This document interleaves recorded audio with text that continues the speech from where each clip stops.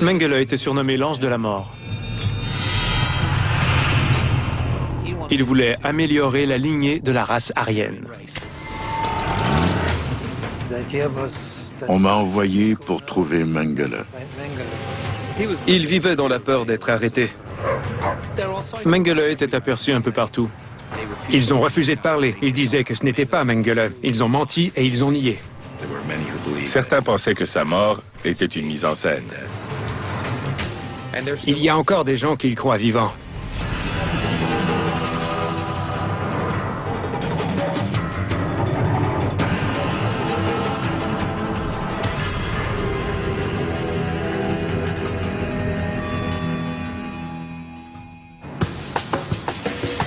Buenos Aires, 1958. L'élégance et la vie nocturne trépidante de la capitale argentine attirent les expatriés européens. La ville attire également les criminels de guerre nazis. Des fugitifs, comme le docteur Joseph Mengele, l'ange de la mort.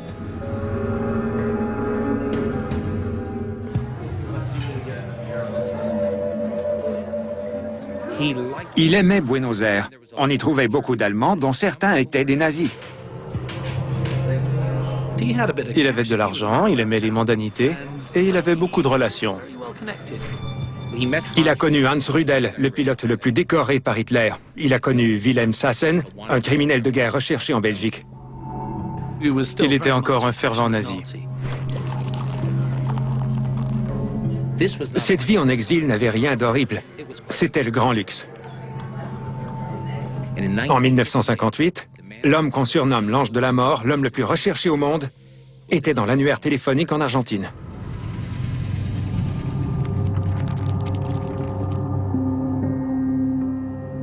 Ce qui a tout fait basculer pour Mengele, c'est sa mise en accusation par l'Allemagne de l'Ouest en 1959. Le médecin d'Auschwitz-Birkenau est accusé de massacre et d'expérimentation médicale d'une cruauté effroyable sur de jeunes enfants. L'Allemagne demande son extradition à l'Argentine pour le traduire en justice.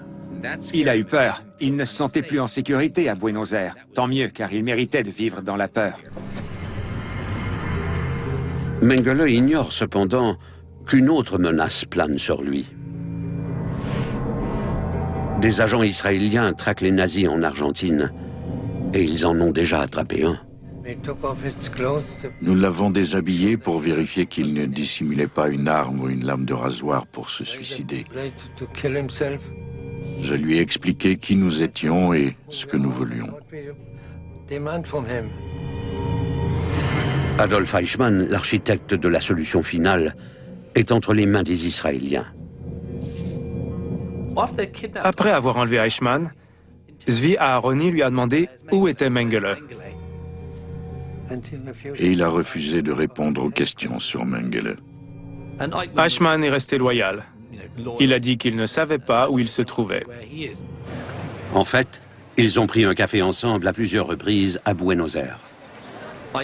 Eichmann et Mengele se sont rencontrés au café ABC.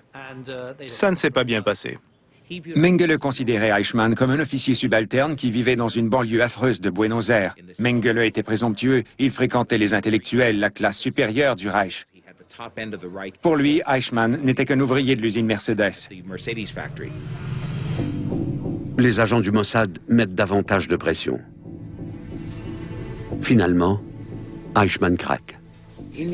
Il savait que Mengele était quelque part en Argentine, peut-être même à Buenos Aires.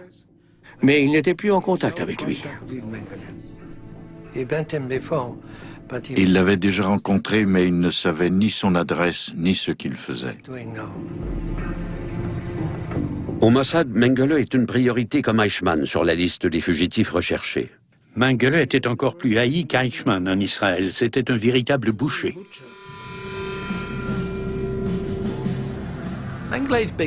Mengele s'intéressait surtout à la génétique. Il voulait trouver un moyen d'améliorer la lignée de la race aryenne pour faire rayonner une race supérieure.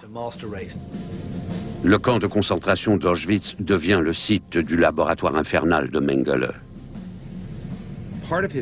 Une partie des expériences portait sur la façon de stériliser plus rapidement les races orientales, comme les Slaves et les Gitans, les races dites inférieures. Il avait droit de vie et de mort. La plupart des cobayes humains de Mengele périssent.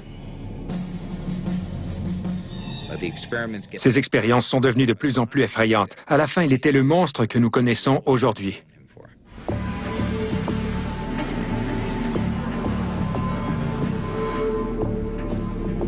Trois jours après l'enlèvement d'Eichmann, l'agent Ethan rencontre Isser Harel. Le directeur du Mossad lui annonce une bonne nouvelle. Isser Harel avait trouvé l'adresse de Mengele à Buenos Aires. Isser Harel a tout de suite pensé qu'il pouvait ramener les deux. Le chef du Mossad veut faire un raid en bonne et due forme. Il souhaitait faire une deuxième opération alors que la première n'était pas terminée. C'était une mauvaise idée. Si on fait deux choses en même temps, on multiplie les risques d'échec. Je lui ai déconseillé de le faire. Mais Harel ne veut pas passer à côté de cette chance de capturer le sinistrement célèbre médecin. Il ignore les conseils de ses agents et déclenche l'opération Mengele.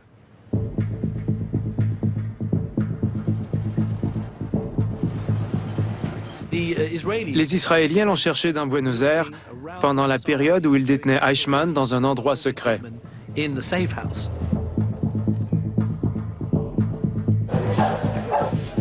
Les agents surveillent une pension de famille où ils croient que vit Mengele.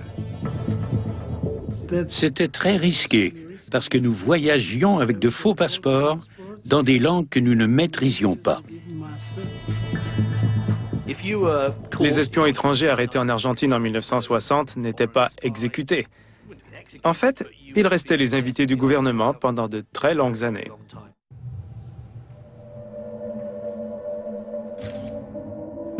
Les agents du Mossad croient avoir trouvé l'adresse du criminel de guerre nazi Joseph Mengele à Buenos Aires.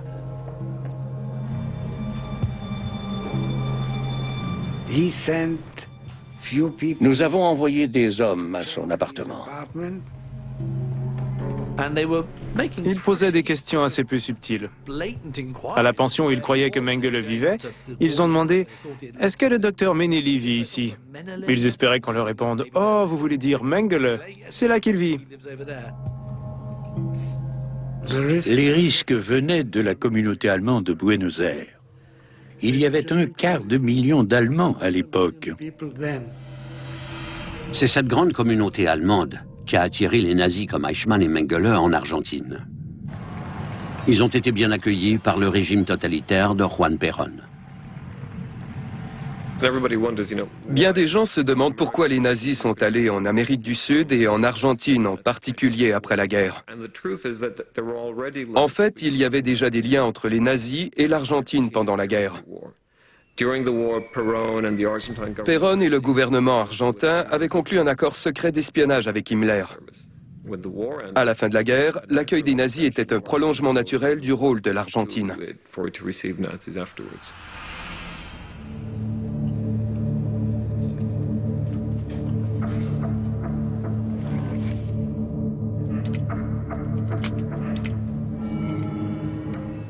Il n'était pas dans cette maison. En fait, nous n'avons pas pu le trouver. Il était mieux caché qu'Eichmann.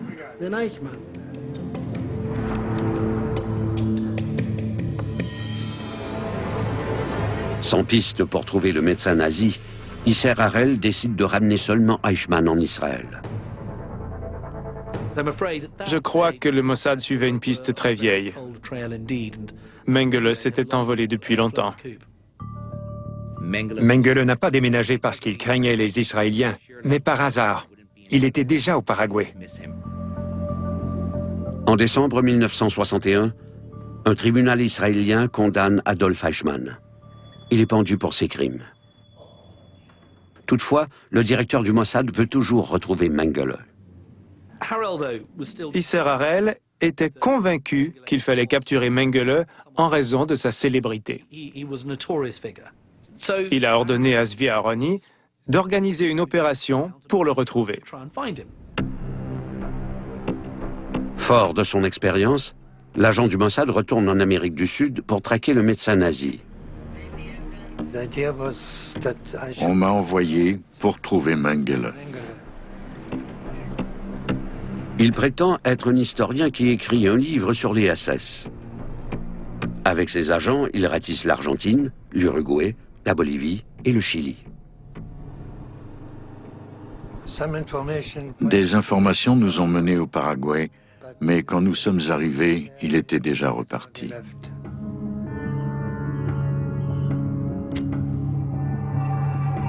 La mission s'avère encore plus difficile que la capture d'Eichmann.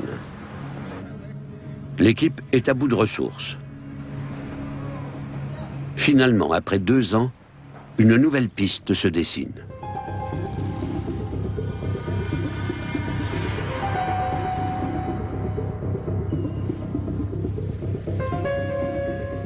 Ils ont retrouvé un criminel de guerre. C'était un ex-officier SS néerlandais, Wilhelm Sassen. Sassen a déjà fréquenté Joseph Mengele. Ils lui ont dit qu'ils allaient l'arrêter pour crime de guerre s'il ne leur donnait pas quelque chose. Il a dénoncé Mengele.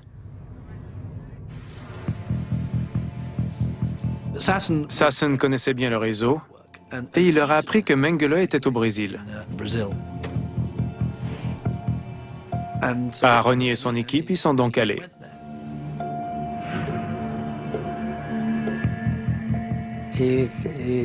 Il a dit qu'il se cachait peut-être dans une maison près de Sao Paulo.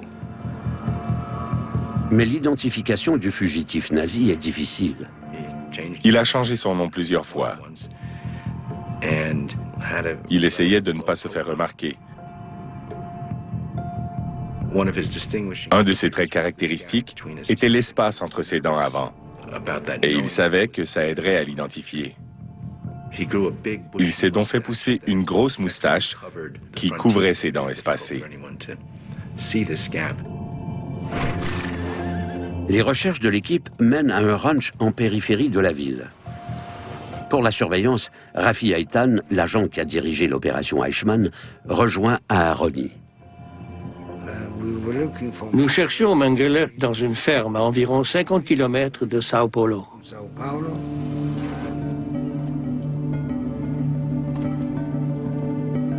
Les Israéliens surveillent le ranch pendant des jours et des jours. L'information fournie par Sassen semble erronée. Mais tout à coup... J'ai vu un homme avec une moustache, entouré de 2 individus qui ressemblaient à des gardes du corps.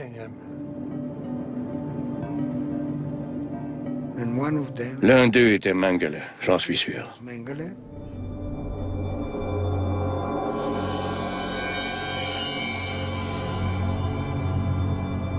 Mengele a été affecté à Auschwitz en mai 1943. Il avait 32 ans depuis quelques mois seulement.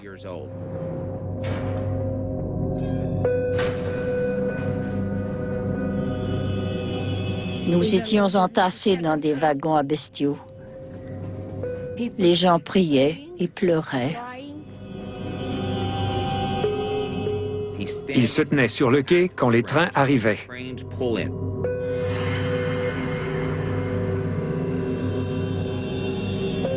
Il voulait sélectionner ceux qui allaient à gauche et à droite, ceux qui allaient vivre et ceux qui allaient mourir. Les plus forts se retrouvent aux travaux forcés. Les jeunes enfants, ainsi que les personnes âgées et handicapées, vont directement aux chambres à gaz. Tout le monde avait compris qu'il n'y avait pas de fuite possible. Il voulait des cobayes pour ses expériences. Mengele cherchait des jumeaux. L'un des meilleurs moyens pour comprendre les gènes est d'étudier des jumeaux identiques. On fait l'expérience sur l'un des deux et l'autre sert de contrôle. On peut ainsi mesurer les changements. Il injectait des pigments de couleur dans leurs yeux. Il se servait de jumeaux pour tenter de percer le secret des grossesses multiples. Dans certains cas, il les tuait d'une balle dans la tête afin de pouvoir les disséquer. Il n'était pas qu'un simple meurtrier au bistouri. C'était également une brute. Ma mère nous a pris par la main, ma sœur jumelle et moi, en se disant que tant qu'elle nous tenait, elle pouvait nous protéger. Avec ma curiosité d'enfant, j'essayais de comprendre où nous nous trouvions. Et je me suis rendu compte que mon père et mes deux sœurs aînées avaient disparu dans la foule.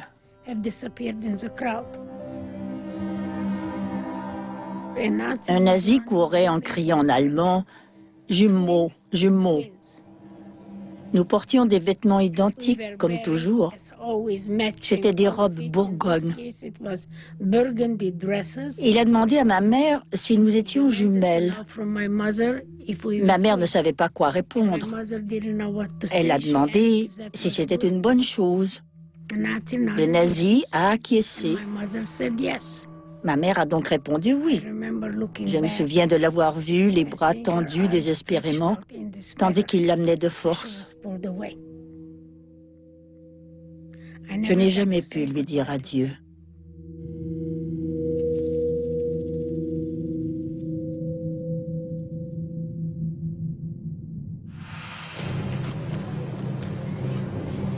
Les Israéliens ont surveillé la ferme. Zvi Aharoni, le chef de l'équipe du Mossad, m'a raconté que des hommes étaient passés à côté de lui et que l'un d'eux était Mengele, selon lui. Après 18 ans de cavale, il semble que l'ange de la mort soit dans la mire du Mossad.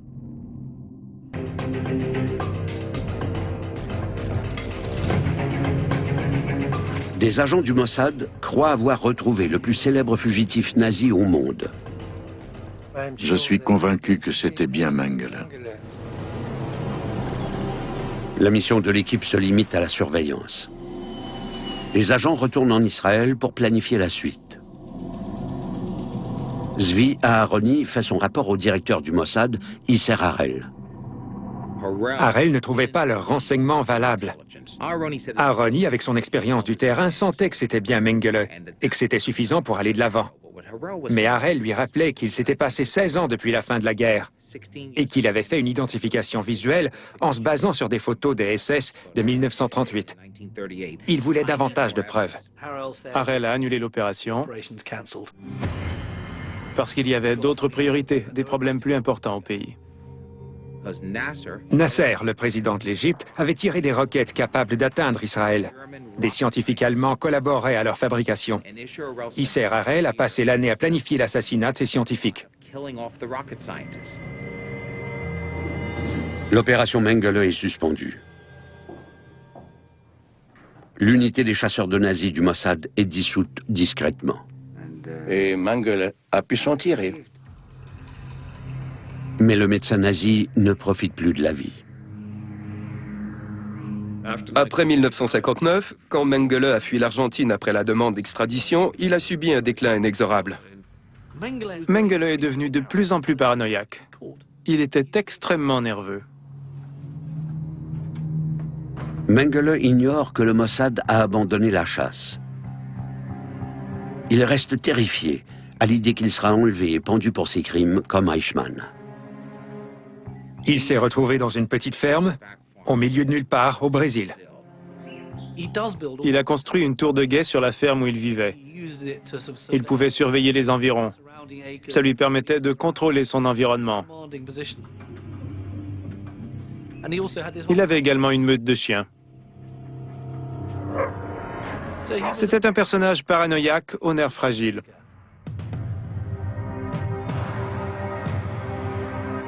Si Israël a abandonné la chasse, les procureurs de l'Allemagne de l'Ouest continuent de monter un dossier contre Mengele. Il y avait un serviteur loyal de la famille Mengele appelé Zedelmeier. Les procureurs soupçonnent Hans Zedelmeier d'avoir aidé Mengele depuis qu'il s'est enfui d'Europe. Un juge qui était chargé de l'enquête sur Mengele a décidé d'interroger Hans Sedlmayr sous serment. Il lui a demandé s'il aidait Mengele, si l'argent de sa famille lui parvenait. Sedlmayr a menti comme un arracheur de dents. Il a dit qu'il ne l'avait jamais vu, qu'il ne savait rien, qu'il était probablement mort, qu'il n'avait pas envoyé un sou. Ils n'ont pas cherché plus loin. Ils ont accepté sa version des faits.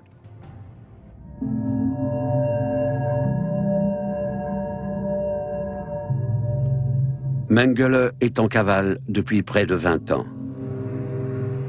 Quand Auschwitz a été libéré en janvier 1945, Mengele s'était déjà enfui. Il est parti 10 jours avant l'arrivée de l'armée rouge. Le chaos était indescriptible. Des dizaines de milliers de prisonniers étaient transférés de camp en camp. Personne ne savait qui était qui. Il a emporté avec lui ses rapports scientifiques. Il a finalement été arrêté par les Américains en juin 1945. C'est sa vanité qui l'a sauvé. Lorsqu'on devenait SS, il fallait se faire tatouer son groupe sanguin sous le bras. Ainsi, s'ils étaient blessés ou inconscients, on savait quel sang leur transfuser. Mengele était délicat et narcissique. Il ne voulait pas de tatouage. Il voulait garder son corps intact. Il n'a jamais eu cette caractéristique distinctive des SS, ce qui l'a grandement aidé. À la fin de la guerre, le test était très simple. Les suspects enlevaient leurs chemises et levaient les bras. S'ils avaient un tatouage, ils étaient interrogés. S'ils n'avaient pas de tatouage et que leur histoire tenait la route, ils étaient libérés. C'est ce qui lui est arrivé. Mengele se rapproche de chez lui. Mengele n'est pas retourné vivre chez lui sous son vrai nom. Il a travaillé sous un faux nom sur une ferme en Bavière. Il a travaillé là 2 ou 3 ans. Les enquêteurs américains ont interrogé la femme de Mengele. Elle a dit que son mari était mort sur le front Est et ils ont classé le dossier. Mais la famille de Mengele sait qu'il est bien vivant. Elle lui envoie de l'argent par Hans Sedlmayr. Il vient d'une famille très riche. Les Mengele fabriquaient de la machinerie agricole en Allemagne. La famille Mengele possédait la plus grande entreprise de Günzburg, qui est une ville industrielle. Mais tant que Mengele reste en Allemagne, il n'est pas en sécurité. Il vivait dans la peur d'être arrêté. Il avait vu ce qui était arrivé aux nazis au procès de Nuremberg. Ils avaient été reconnus coupables et pendus. Il savait qu'en tant qu'ancien médecin d'Auschwitz, ce serait probablement son destin s'il était arrêté. Il a fait appel à sa famille à Günzburg et Sedlmayr l'a mis en contact avec des gens qui pouvaient l'aider. Avec de l'argent, on pouvait s'enfuir. Il est allé en Autriche. De là, il s'est rendu en Italie. Comme bien d'autres nazis, il est allé à Gênes. Il a obtenu un permis de séjour pour l'Argentine au nom d'Helmut Gregor. Il s'est rendu à Buenos Aires à bord du North King.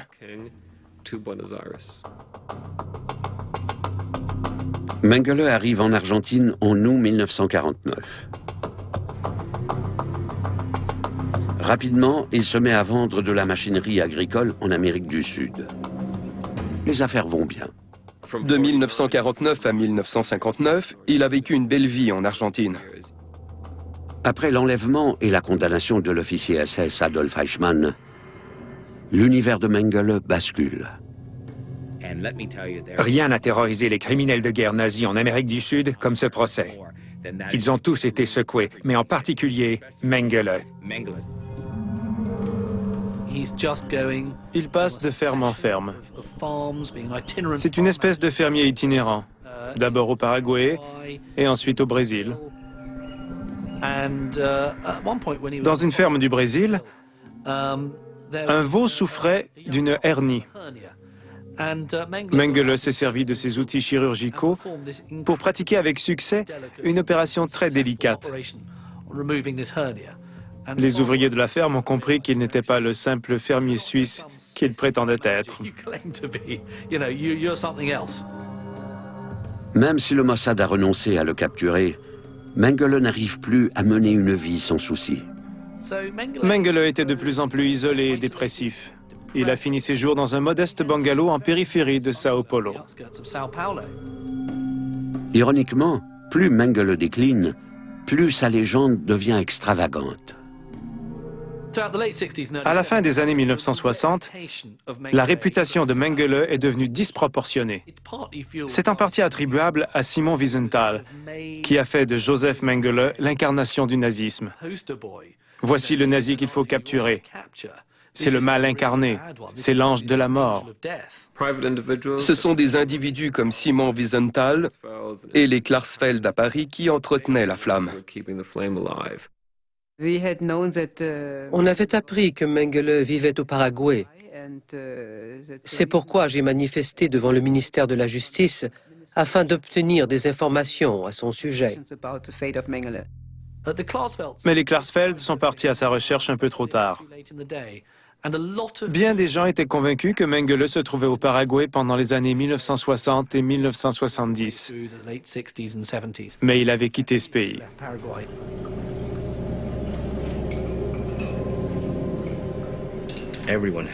Tout le monde avait l'impression que Mengele vivait dans une forteresse au cœur de la jungle, chaussé de bottes et avec un cigare aux lèvres, qu'il se promenait en bateau de luxe entouré de ses laquais. Le Mengele de la culture populaire est l'homme au complet blanc, un nazi super puissant caché dans la jungle brésilienne. C'est une image mythique. On croyait la fiction inventée par Hollywood. En fait, il menait une vie sordide. Quand il était nerveux, il mâchouillait les bouts de sa moustache. Il les a tellement mâchouillés qu'il avait une boule de poil dans la gorge. Sa paranoïa s'intensifiait. Ce n'était pas un nazi caché dans une grande propriété au cœur de la jungle. C'était un vieil homme rabougri qui avait une boule de poil. 40 ans ont passé depuis la chute du Troisième Reich. Mais Joseph Mengele, le médecin du camp de concentration d'Auschwitz-Birkenau, est toujours en liberté. Mengele était aperçu un peu partout. On disait qu'il était dans le sud de l'Espagne, sur une île grecque, dans une grosse usine au fond de la jungle du Paraguay. Partout, sauf sur la Lune, en fait. Mais personne n'était réellement à ses trousses. S'il y avait eu des efforts sérieux pour trouver ces criminels, en particulier de la part du gouvernement allemand, il aurait été très facile de les retrouver et de les arrêter. Ce nazi vivait en Amérique du Sud et communiquait régulièrement avec sa famille. Il n'avait qu'à vérifier leur courrier, et ils ne l'ont jamais fait. Je faisais confiance au gouvernement du monde, jusqu'à ce que je me rende compte qu'il les protégeait. En 1985, au 40e anniversaire de la libération d'Auschwitz-Birkenau, Eva Kor rassemble un petit groupe de survivants des camps internés pendant leur enfance. Ils partent d'Auschwitz pour se rendre en Israël, afin de conduire un faux procès contre le docteur Mengele. 106 victimes témoignent contre leur bourreau nazi. I would say that it's probably the closest thing to making feel a person like an animal, like a nothing, like a piece of garbage or a piece of meat. Il venait chaque matin, vêtu de manière impeccable. Je me souviens de ses bottes noires étincelantes. Il portait un sarrau, il était beau, il portait l'uniforme. C'était un personnage extrêmement puissant. Il m'a injecté quelque chose qui m'a rendu très malade. Il les infectait délibérément pour observer un jumeau en le comparant à l'autre. J'avais beaucoup de fièvre. Mes bras et mes jambes avaient doublé de volume. J'avais d'énormes taches rouges partout sur le corps. C'était très douloureux. Le désir tordu de créer une race aryenne supérieure a amené Mengele à faire des expériences horribles sur plus de 3000 jumeaux. Seulement 200 ont survécu. Mengele est entré avec 4 autres médecins et il a regardé mon dossier attentivement. Avec un rire sarcastique, il a dit en allemand « Dommage qu'elle soit si jeune. Il ne lui reste que 2 semaines à vivre. » Je savais assez d'allemand pour comprendre parfaitement ce qu'il disait. Contre toute attente, Eva et sa sœur Myriam ont survécu jusqu'à la libération d'Auschwitz par l'armée rouge. Les autres membres de la famille ont péri. J'ai l'impression que c'est un cauchemar, que si je pouvais me fermer les yeux et les ouvrir à nouveau, le cauchemar disparaîtrait. Mais il ne disparaissait pas. En 1985, la campagne menée par Eva Kor et les autres survivants trouve un écho dans la sphère politique. Ce faux procès a mis de la pression sur les Allemands, les Américains et les Israéliens, qui ont offert des millions pour retrouver Mengele. Des agents des 3 pays se rencontrent pour coordonner leurs efforts. Les Allemands ont invité des gens de diverses agences israéliennes et américaines, dont notre ministère.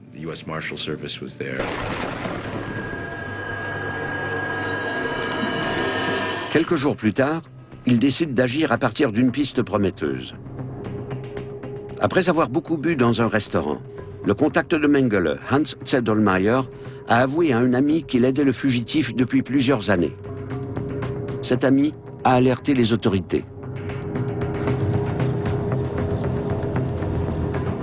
Le procureur en chef de Francfort obtient un mandat pour fouiller la maison de Zedlmayer.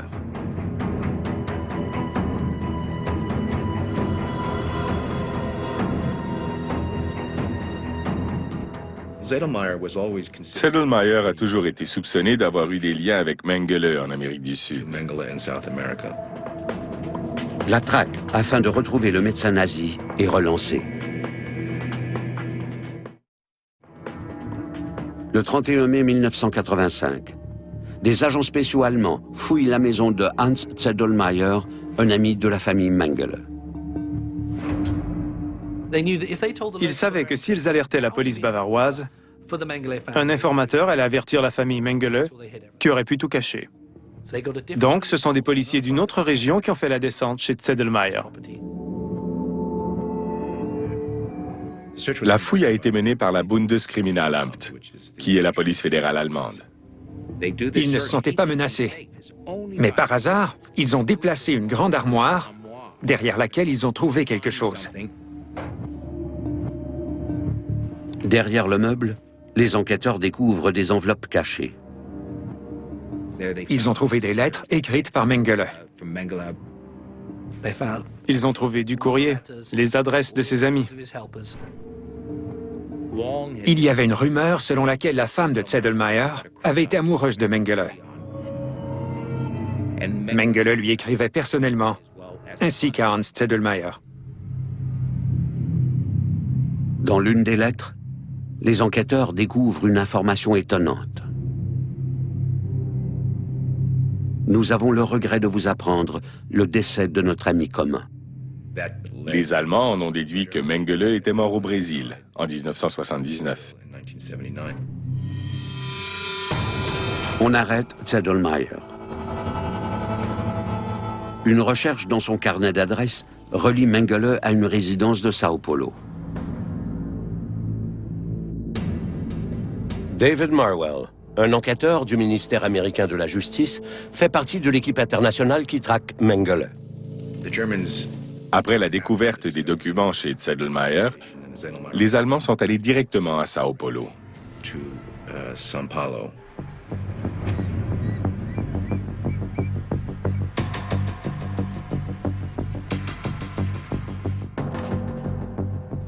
La police brésilienne est mise à contribution.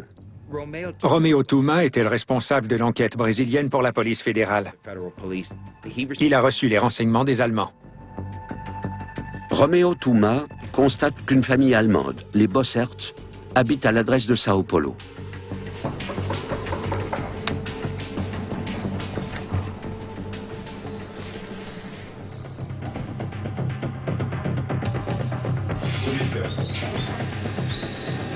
Ils ne se sont pas souciés d'obtenir un mandat de perquisition. Ils ont débarqué chez eux en force.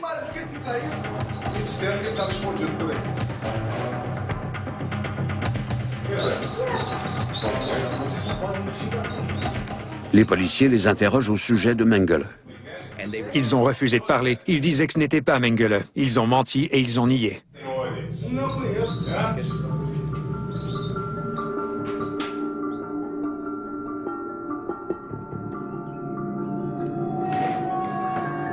Mais Touma découvre un hôtel de fortune consacré à Mengele, où se trouvent ses écrits ainsi que des photos.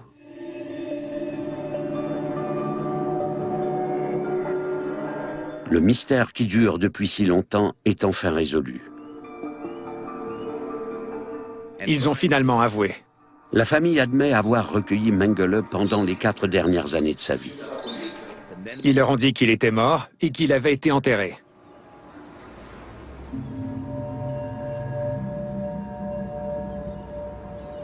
Mengele est enterré à la périphérie d'un cimetière anodin où l'on enterre généralement les pauvres. Ils ont déterré un cadavre vieux de 6 ans. La nouvelle de la mort de Mengele attire les médias à sa tombe.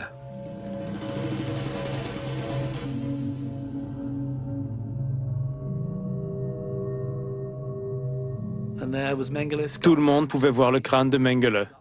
Les médias ne se lassaient pas de le photographier. Il reste toutefois des questions. Certains pensaient que sa mort était une mise en scène, qu'il avait les connaissances médicales et le motif pour le faire.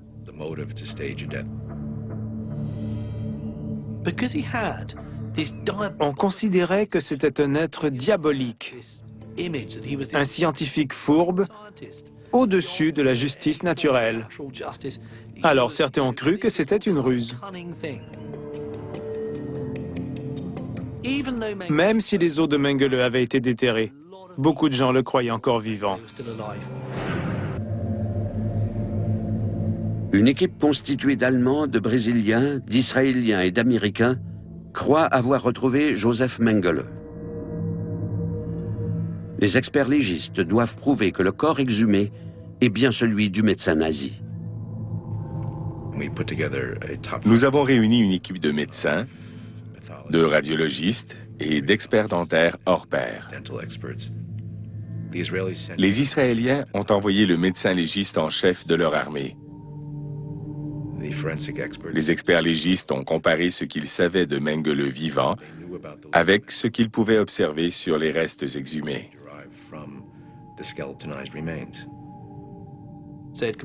Ils ont comparé le crâne à une photo du visage de Mengele en les fusionnant. C'était une preuve sinistre, mais convaincante.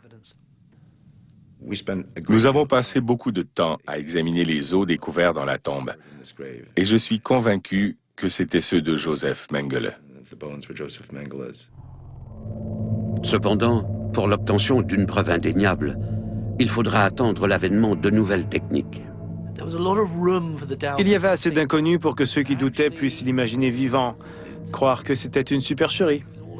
Ce n'est qu'avec les tests génétiques au début des années 1990 que la preuve a été hors de tout doute qu'il s'agissait véritablement des os de Mengele. La science a rattrapé l'affaire Mengele. Des os du Brésil ont été envoyés à un laboratoire en Angleterre. Ils ont été broyés et on a pu recueillir un peu d'ADN qui a été analysé. Les résultats sont concluants.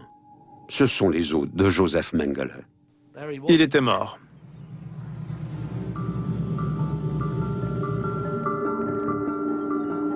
La traque afin de retrouver Joseph Mengele est terminée et on découvre enfin les circonstances de sa mort. La mort de Mengele est pitoyable. C'est le genre de mort qu'il méritait. Il était avec des amis à la plage de Bertioga, à une quarantaine de kilomètres au sud de Sao Paulo. Ils étaient assis dans une petite maison au bord de la mer. Ils l'ont persuadé d'aller se baigner. Habituellement, il refusait toujours en prétextant qu'il n'aimait pas le soleil. Il avait également peur d'être reconnu.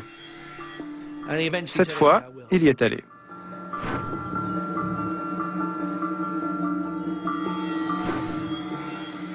Le courant est très très fort à cet endroit. En cette chaude journée d'été, Mengele a nagé un peu trop loin.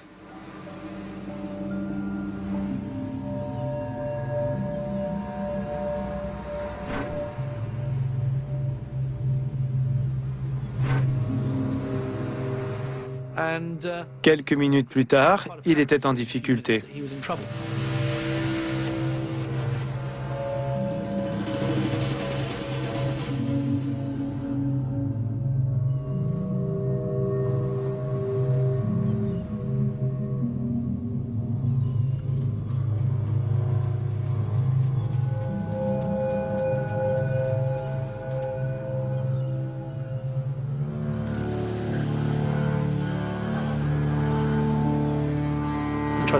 Ils ont tenté de le réanimer.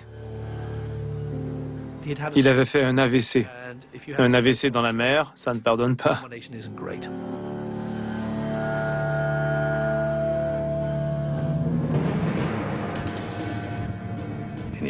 Il est mort dans l'eau, par noyade ou des suites de l'AVC. Après sa mort, des gens ont suggéré d'incinérer. Mais ils n'ont jamais réussi à convaincre un membre de la famille Mengele de signer l'autorisation. S'ils avaient incinéré son cadavre, personne aujourd'hui ne croirait qu'il est mort. Le fugitif nazi le plus célèbre ne répondra jamais de ses crimes.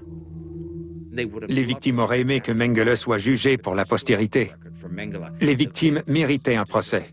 C'était très frustrant pour le Mossad. Isser Harel s'est excusé de ne pas avoir livré Mengele à la justice. Quand j'écrirai mes mémoires, je ne m'excuserai pas. Il n'existe pas de châtiment pour un être comme Mengele, même si on l'avait arrêté et exécuté. La corde au cou passée par le bourreau n'équivaut pas à ce qu'il a fait. Mais il y a une certaine justice quand on pense qu'après l'enlèvement d'Eichmann, il est devenu aigri, dépressif et malheureux. Ça me procure une grande satisfaction.